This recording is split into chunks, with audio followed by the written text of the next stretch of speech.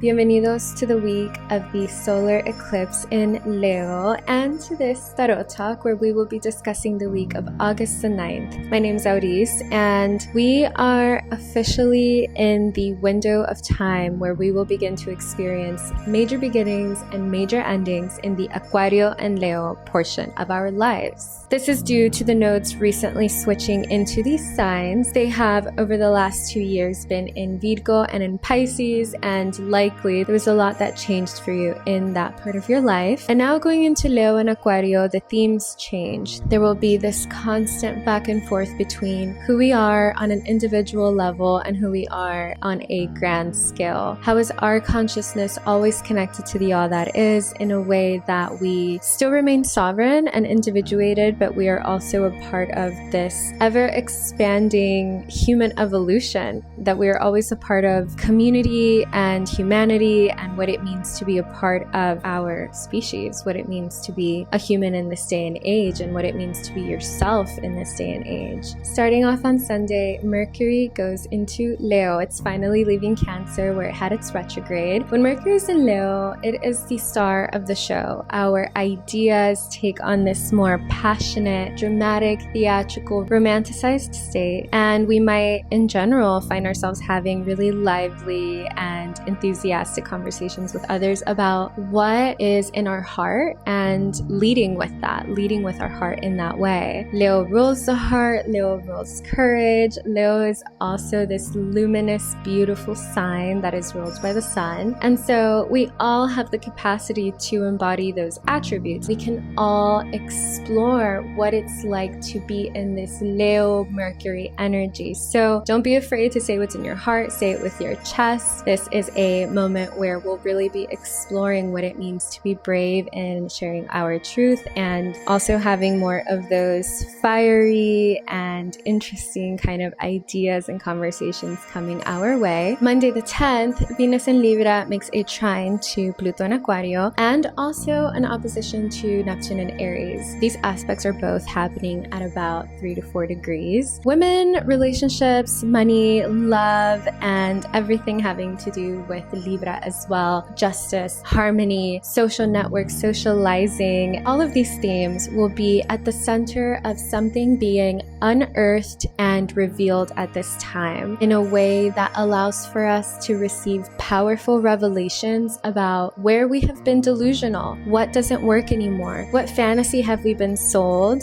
that is simply not helpful or beneficial for us moving forward as women, in relationships, in money, in finances, however it is that it might land. This unearthing or whatever it is that comes our way on this day will feel pretty intense. We may even feel confused due to that opposition to Neptune and Aries, but it will also come with a sense of empowerment as we work to find the truth of a situation and to dispel any illusions that were maybe clouding our eyes and our ability to see something for what it was, thus therefore helping to balance out the scales of power between you and another party, between you and your finances, you and a lover or a relationship, whatever it might be. On the same day, Mars in Gemini makes a trine to the North Node in Aquario at 29 degrees. Mars is about to completely change signs, but this is the first time that the North Node and Mars have crossed paths, so to speak, since the switch into Aquario and Leo. So the nodes here are getting a bit of contact from Mars, giving us a little bit of a sneak peek about what Mars's relationship is going to be to these new points in the sky moving forward. So just pay attention to what actions are birthed from you on this day? Do you feel really inclined to take action on something that maybe you haven't given a second thought of in a very long time? Do you suddenly want to adapt a new routine, a new exercise regimen, a new way of moving? Are you receiving new stimulating thoughts and ideas that are propelling you forward in ways that you never have experienced in the past? Just pay attention to this aspect happening at the end of Monday. And then Tuesday, Mars goes into Cancer, and Mars Mars has not been in Cancer since its big, juicy retrograde in 2025. So think back to March, summertime 2025. What was happening in your life? What felt irritating? What felt sudden? What felt sharp and maybe even frustrating? What challenged you to move differently, to move more carefully, to be mindful of something that really required you to immediately change the speed at which you're going? Mars in Cancer likely showed up very differently for all of us, but a Mars retrograde is not a sweet and fun and bubbly experience, at least not for most people. So whatever it is that you learned last year during the summertime, practice it. This is going to be a test, a quiz, so to speak, to see how well did you learn from that experience? How well did you embody the wisdom that was shown to you during that time in your life? I don't know about you, but that was a really big moment for me. It really changed the way that I move my body, move my vessel. I'm also a Cancer rising, so it was very much a direct experience for me on that physical level. But however it might have landed for you, this is going to be a moment in time where we will be reviewing those themes. Maybe not even in an exactly identical way. It doesn't mean that what happened last year is going to happen again, because unlike last year, Mars is not going to be retrograde. Mars is going to have its time in Cancer and continue to move forward in the sky. That being said, Mars takes a few weeks in each sign, so it's not going to go by super duper quickly, but it is Mars. It's going to move fast, and I am very grateful that it's not a retrograde. So with that, this is the day when Luna enters Leo. The exact eclipse moment is on Wednesday, but notable that she enters Leo today. The solar eclipse is in full motion at this time. We'll dive into all of that a little bit later. For now, Mercury in Leo is going to do something similar to what Venus did on Monday. Mercury is going to oppose Pluto in Aquario and trine Neptune in Aries, a little bit of an inverse. We will stand up for what we believe in. It's a little bit different here. Pluto and Neptune are still involved, so it might be connected to whatever it is that we experienced on Monday or are still experiencing. But from this place, we have now recentered in what we find true, what we do want to continue to believe in, where we do want to continue to source our power, and we will now stand up for ourselves or our beliefs or what we have learned from whatever it is that might still be continuing to challenge this power dynamic, this relationship. If, for example, you are in a partnership with someone and you come to realize that maybe you thought that their behavior was due to one thing, but it was actually a little bit manipulative all along, you reclaim your energy, you reassess the situation, and you say, okay, I'm now going to have a conversation about this because I still want to believe in maybe the purity of this dynamic, and maybe this is something that can be worked through. Or if not, the conversation still needs to happen so that I can then make the best decision for myself and my life before moving forward. Very specific example, just something that I wanted to share that could be applied on a bit of a more interpersonal level, but it could really be anything. Pay attention to where you've got Libra, Aquario, Aries, and Leo to really see what it is that Venus and Mercury are trying to show you and help you with at this time. Then Venus in Libra makes a trine to Uranus and Gemini. You might unexpectedly meet somebody while traveling, while having a conversation with someone, while sharing on some kind of project or idea, or a relationship that you're in maybe hits a breakthrough, a break point, and someone is able to help shake you out of old patterns, a stagnant way of being, and help you kind of break free from that in order to expand into more balance and more harmony. This can also be you receiving some kind of information that supports you in that. Regardless of what it might look like, expect some kind of shakeup to help restore balance in your relationships, love, and finances.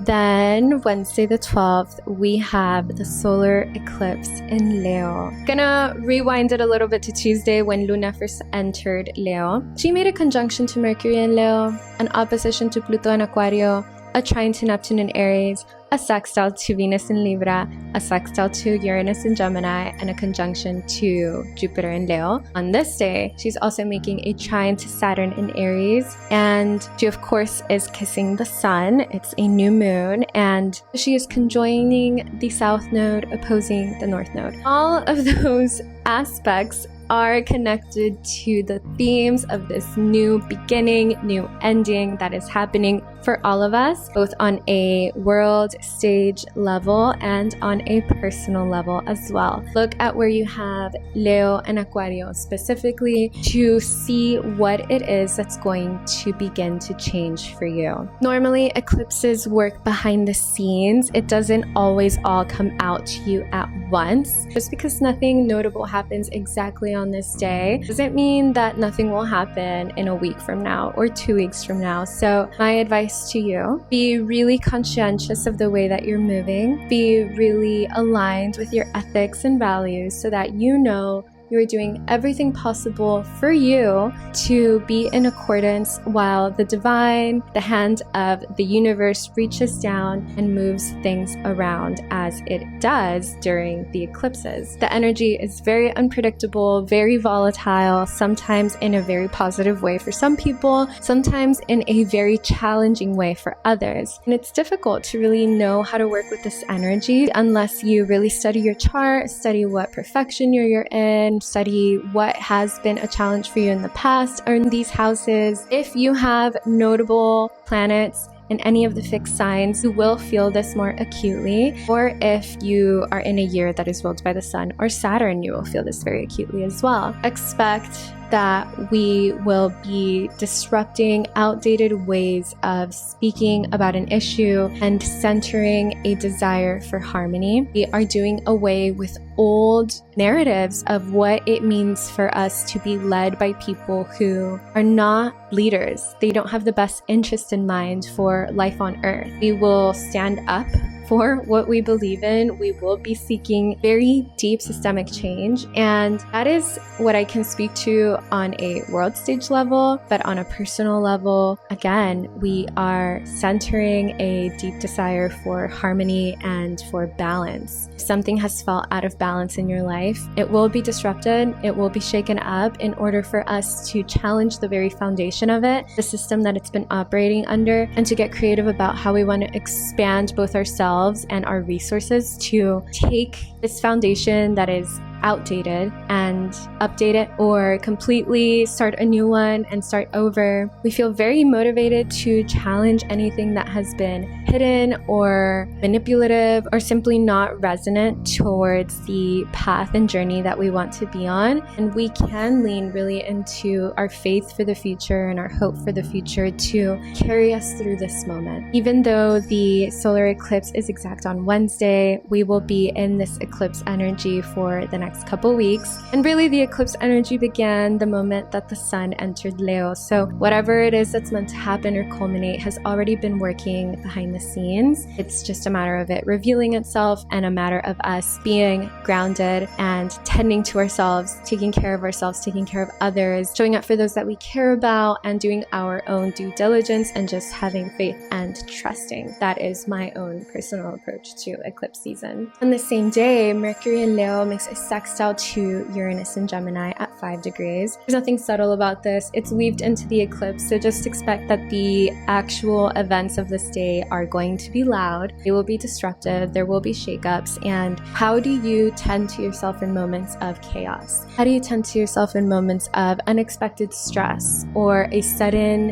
influx of energy, whether it's anger, whether it's passion, whether it's confusion? How do you take care of yourself in the first few moments where you realize, whoa, something different is happening and I'm catching it in this moment? Let me take a beat. Let me go drink some water. Let me pay attention to my surroundings and list 5 things. Let me call a friend. Let me journal, to know that I'm not alone, to know that I have support, and to know that I will be okay. Don't want to scare you, just want to help you feel equipped for whatever it is that happens, because it's going to be a mixed bag. I rather over prepare you, my sweet, sweet little star who is sharing time with me right now, than to not emphasize the importance of eclipse season. Then on Saturday the 15th, Mercury in Leo makes a conjunction to Jupiter in Leo, which is an abundant, jovial, and generous influence. We will be able to express ourselves uninhibited or really encouraged to do so. We might also overshare. We might also be a little bit loud. We might go into a little bit of a melodramatic energy or just very theatrical, but I think that this is really fun and playful energy, especially considering some of the chaos of earlier in the week. There's nothing quiet about this week, okay? This week cannot be brought to the creek. Sorry.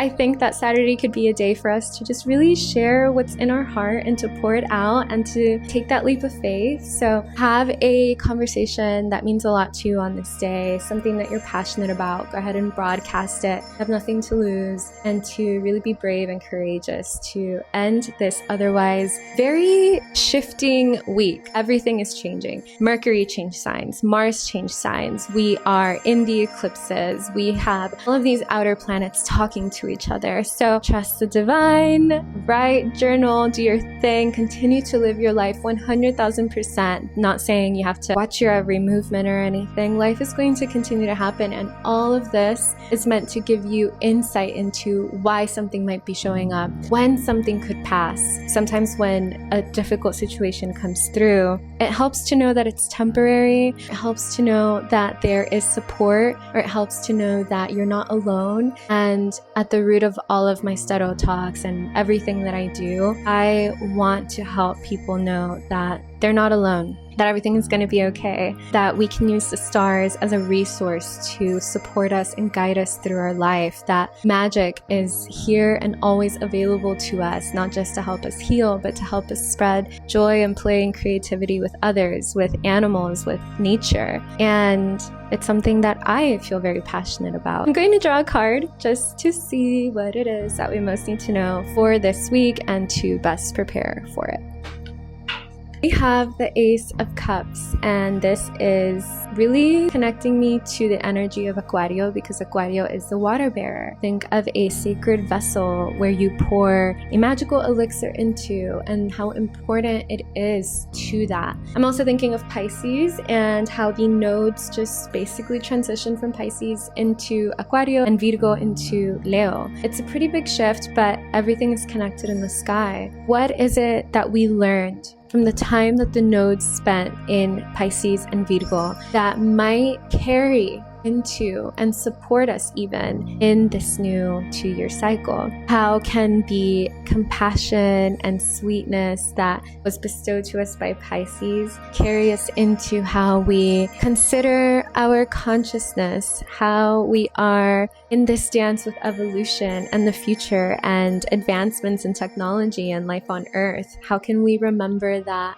it's not just humans being center stage in everything? We have other life forms to consider. That's where that compassion from Pisces can come through in these more Aquarian themes of advancement and humanity that we are stepping into. How can our release of rigid detail tracking and being so focused in the facts of everything from the South Node being in Virgo translate into us being really honest with ourselves about, are we speaking from the heart? Are we being courageous in how we do share what we want to speak to? Are we worthy of being leaders in our own lives? Do we want that? And if we do, are we good leaders? Would someone benefit from listening to our guidance, from us modeling, whether that is how to be authentic, modeling what it's like to live on earth in a really positive and sweet and helpful way, if that's your prerogative? This card, I think, is just really emphasizing that transition, because I often feel like when the nodes switch, we just quickly go into the next 2 signs that